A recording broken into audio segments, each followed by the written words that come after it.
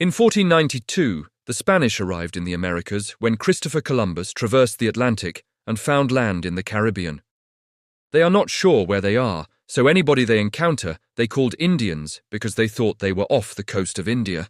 Columbus would return to Spain with gold, which would encourage the Spanish to invest more in the area. He would make another 3 voyages before his death. He remained convinced that he was off the coast of India. Not long after Columbus, the Spanish would explore the neighboring islands. They were searching for gold, but they ended up decimating the native population. They either died from forced labor or European diseases, especially smallpox. By 1519, the Spanish were sending expeditions from Cuba to explore the surrounding area. One of these expeditions was under the leadership of a man named Hernán Cortés. He's one of those conquistadors who sought his fortune in the New World. His unstable character led his superiors to relieve him of his command. However, Cortés learned about his relief before the order could show up. Rather than step aside, he decided to sail away with 500 soldiers, 100 sailors, and 16 horses. They sailed west and eventually landed on the Mexican coast near the modern-day town of Veracruz. When he arrived, Cortés ordered the scuttling of his ships. They immediately explored the area and asked the people that they encountered if they had any gold. They responded that they did not, but they know who did, their enemies, the Aztecs. Cortés learned of the Aztecs and their capital, so he and his men made their way to the city. The Aztec leader, Montezuma II, learned of the Spanish arrival, and he had a choice: to attack the Spanish or welcome them.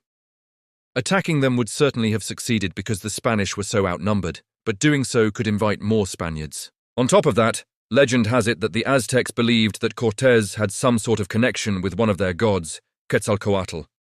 Either he was an agent of the deity or the god himself. Therefore, killing him might be an act of blasphemy. Instead, Montezuma welcomed them in, and he presented them with gifts of gold and silver. This was the wrong thing to do because all it did was embolden the Europeans as they approached the city. While doing so, Cortés encountered people who joined him along the way, and his merry band of 500 to 600 became thousands because he gained allies. The Spanish entered the city, and they were amazed at the city's size, its population, and its cleanliness. Montezuma welcomed him, but Cortés was not so charitable. He had learned that some Aztecs had killed several Spaniards. He ordered Montezuma's arrest 6 days after arriving in the city, making him a hostage through whom Cortés ruled indirectly. Meanwhile, 1,000 Spanish soldiers under Pánfilo de Narváez, the man who was supposed to replace Cortés, arrived in Veracruz. Cortés marched to meet him with just 200 men.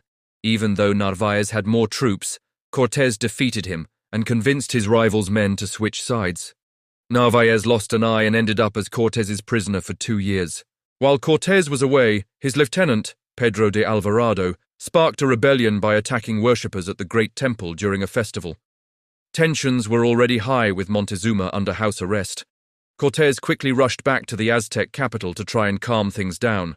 On July 1st, 1520, Montezuma was killed, although the cause remains unknown.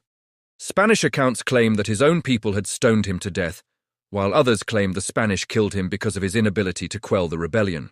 On the same day, Cortés fled the city as his supplies, particularly gunpowder, were running low. As the Spanish attempted to escape, the Aztecs attacked from all directions. His army included as many as 2,000 Spaniards and 12,000 Indian allies. Before the night was over, approximately 1,000 Spanish were dead, killed in combat, or drowned in the lakes that surrounded the city. Approximately 4,000 Indian allies had died or became prisoner. The Spanish called it the Night of Sorrows. Cortés immediately began working on subduing the Aztec capital. He received reinforcements from Cuba and then started to cut the city off from the outside world. He conquered cities that were allied with the Aztecs.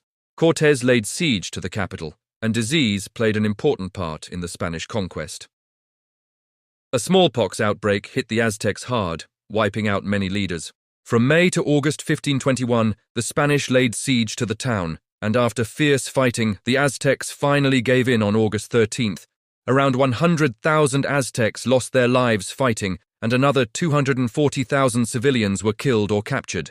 After the city's fall, the Spanish began to pull it apart. They took down the Pyramid of the Sun in the main plaza. Tearing down such a religious symbol was the ultimate sign that the Aztecs were indeed done. The Spanish found copious amounts of gold and silver. This brought great wealth to Spain, especially when combined with the defeat of the Inca in Peru. The Spanish were never so powerful as American riches helped finance their armies and navies. It also inspired others to replicate what Cortés had done elsewhere. Every Spanish leader in the Americas wanted to be not just the next Cortés, but actually to be better than him, a notion that would cost a future explorer his life. For Texas, though, it would bring about the first Europeans to enter the future state.